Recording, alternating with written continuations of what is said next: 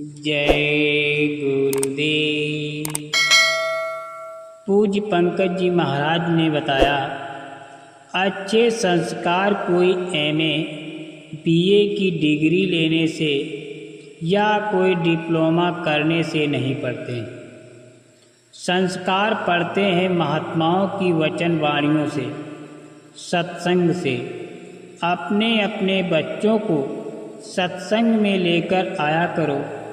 हम यही करते हैं कि अपने आप चले आते हैं, बच्चों को नहीं लाते। उन पर अच्छे संस्कार कैसे पड़ेंगे। संतों, महात्माओं और फकीरों का संदेश उपदेश सारी दुनिया के मानव मात्र इंसानों के लिए होता है।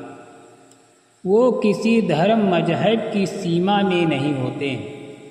वो तो सबके होते हैं, सबको अपना समझते हैं और सबकी भलाई व कल्याण का काम करते हैं। ये मानव शरीर इंसानी जामा किराए का मकान है। जैसे ही इसका समय पूरा हुआ, श्वासों की अनमोल पूंजी खत्म हुई, इसमें बैठी चेतन जीवात्मा को निकालकर बाहर कर दिया जाएगा। ये शरीर धड़ाम से गिर पड़ेगा। लोग उठाकर जला देंगे, दफनाकर खाक बना देंगे। जीवात्मा को किए गए कर्मों की सजा भुगतनी पड़ेगी। ये जीवात्मा शब्द की डोरी से उतार कर लाई गई। डोरी छूट गई, जीवात्मा शब्द से अलग हो गई। अब रूह यानी जीवात्मा को बोध नहीं रहा कि वो कहाँ से आई थी, कौन उसका मालिक है और अपने मालिक के देश में कैसे पहुँचेगी। इन सब प्रश्नों का उत्तर तब मिलेगा जब कोई संत महात्मा मिल जाएगा। जाति पांच धर्म मजहब के नाम पर लड़ाइयाँ अज्ञानता के कारण हैं।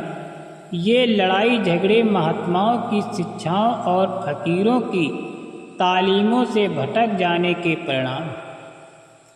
इन भौतिक ज्ञान विज्ञान के सिर की चोटी से अध्यात्म ज्ञान, आत्मा परमात्मा के गूढ़ ज्ञान रहस्य की शुरुआत होती।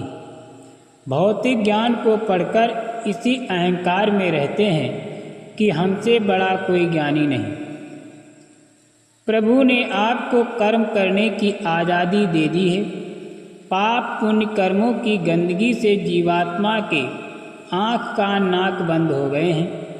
कर्मों की सफाई केवल संत महात्मा ही कर सकते हैं। कर्मों की सफाई और गुनाहों की माफ़ी के लिए हम सबको संतों के पास जाना होगा। वो परमात्मा मंदिर, मस्जिद, चर्च, गुरुद्वारों में, नली नालों, पेड़ पहाड़ों में नहीं मिलने वाला। वो जब भी मिलेगा अपने शरीर के अंदर, वजूद के भीतर जाकर मिलेगा। सूरत शब्द योग, नाम योग की कमाई से मिलेगा। ये शरीर परमात्मा का बनाया हुआ चेतन ईश्वरीय मंदिर है। तुम इसमें मांस के टुकड़े डालते हो।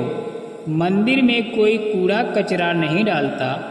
यदि तुम कूड़ा कचरा डालोगे तो लाठी डंडी चल जाएंगे, लड़ाइयाँ हो जाएंगी, तीर तलवारें चल जाएंगी।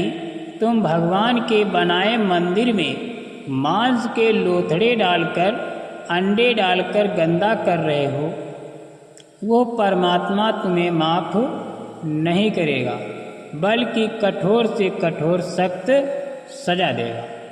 इसलिए बाबा जी हमेशा कहते आए हैं कि बाबा जी का कहना है शाकाहारी रहना है। 100 मर्जों की एक दवाई, शाकाहारी हो जाओ भाई। जय गुरुदेव।